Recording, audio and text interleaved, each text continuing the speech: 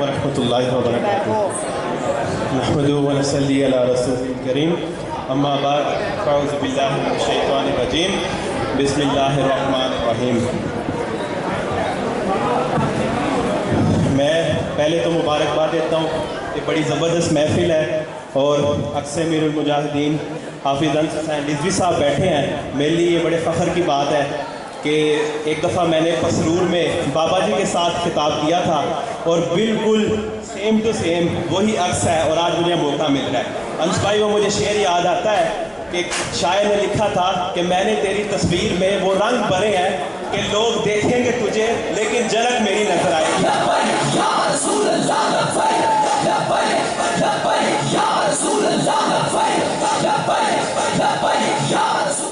میں نے کہا کہ آج بابا جی کیا بات میں نے کہا بابا جی سامنے تو نہیں ہے لیکن جھلک انہیں کے سامنے بیٹھی ہوئی ہے ماشاءاللہ۔ بابا جی نے وہ رنگ بھر دی ہے کہ بات بابا جی بھی کرتے تھے اور یورپ کے کفر کو تکلیف ہوتی تھی، لیکن اگر بات انس حسین رضوی کرے یا حافظ صاحب حسین رضوی کرے تو بات ایک ہی ہے، کیونکہ بابا جی نے جھلک وہ بھر دیا۔ اب اعلیٰ حضرت کیا فرماتے ہیں؟ اب میں ادھر آیا تو میں نے عجیب بحث سنی، بڑے جو ہے دوسرے پارٹیز کے ممبر کے، کہ لبیک والے لبیک یا رسول اللہ اس طرح نعرہ کیوں لگاتے ہیں؟ میں کہا میں تجھے بتاتا ہوں کیوں لگاتے ہیں۔ تو کہتا ہے، میں کہتا ہوں کہ ہمیں حضور نظر آتے ہیں تو ہم لبیک یا رسول اللہ کہتے ہیں، ہم حاضر ہیں۔ کیوں؟ اب آقا صلی اللہ علیہ وسلم رستے میں ہے، اب رستے میں ابو لہب جاتا ہے، فرماتا ہے اے محمد تو اللہ کا نبی ہے لیکن تم حسین نہیں ہو۔ رسول اللہ فرماتے ہیں صدقتا تو سچا ہے۔ اب قریب صحابی رسول کھڑے ہیں، وہ کہتے ہیں یا رسول اللہ سبحانہ و تعالیٰ نے آپ کو سب سے حسین بنایا ہے لیکن آپ نے کیوں کہا ابو لہب کو کہ تو سچا ہے؟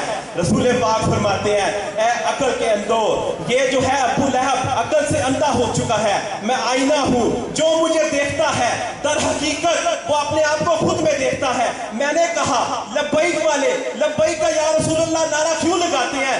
میں نے کہا کہ تیرا گرو ابو لہب اس کو جو ہے رسول اللہ نے اپنا دیدار نہیں کروایا تو تم چیلے جو گلی کے مینڈک ہو ان کا رسول اللہ اپنا دیدار کیوں کروائے؟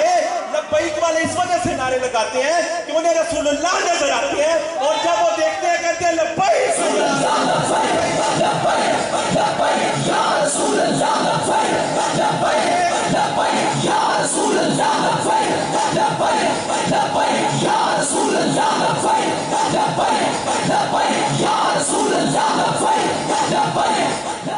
تو یہ جو مولوی کہتے ہیں نا لبیک کا نعرہ نہ لگایا کرو، ہم تو یورپ میں بھی نعرے لگاتے ہیں، ہم نے حضور پارلیمنٹ میں بھی نعرہ لگایا لبیک یا رسول اللہ کا، اور وہ کنفیوز ہو گئے پوری تقریر کے بعد کہتے ہیں گالتے پتر تو پوری کیتی ہے لیکن جڑا اینڈ تے نعرہ لایا ہوتا بھی تو مطلب دسنا۔ پھر میں نے مطلب بتایا، میں نے کہا اچھا تو مطلب پوچھتا ہے تو آج تمہیں میں مطلب بتاؤں گا۔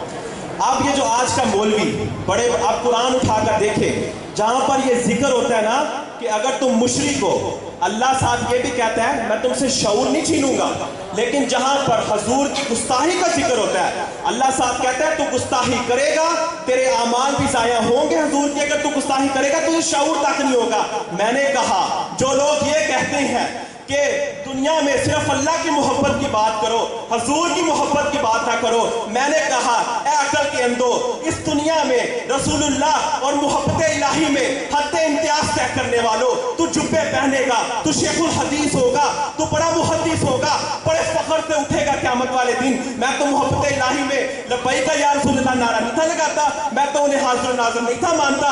جب تو قیامت میں جائے گا سامنے اللہ کی ذات کھڑی ہوگی، پوچھے گی پتا نا لبیک والے نعرہ کیوں لگاتے تھے؟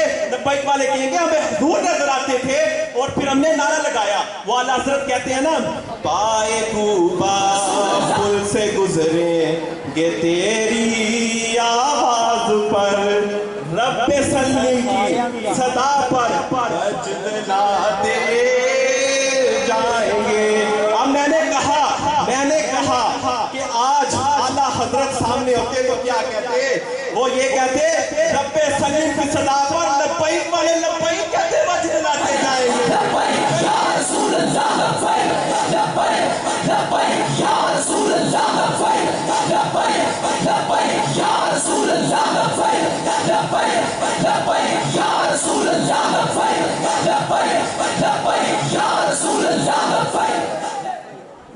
بعد سے میرے مجاہدین کو مائک دوں گا، آخری بات کرتا چلوں گا کہ آج کی دنیا میں نا ہم جو ہے آپ دیکھیں سب سے بڑا جو دربار تھا نا وہ مدینہ میں تھا، امام حسین علیہ السلام کا اور امام حسین علیہ السلام کا، لیکن انہوں نے یزید کے خلاف جہاد کیا۔ اگر آج ہمارے ملک میں یہ جتنے بھی یزید بیٹھے ہیں ان کے خلاف آپ نے جہاد کرنا ہے، کن کی قیادت میں؟ علامہ سعد حسین ندوی کی قیادت میں اور اکثر میرے مجاہدین کی قیادت میں۔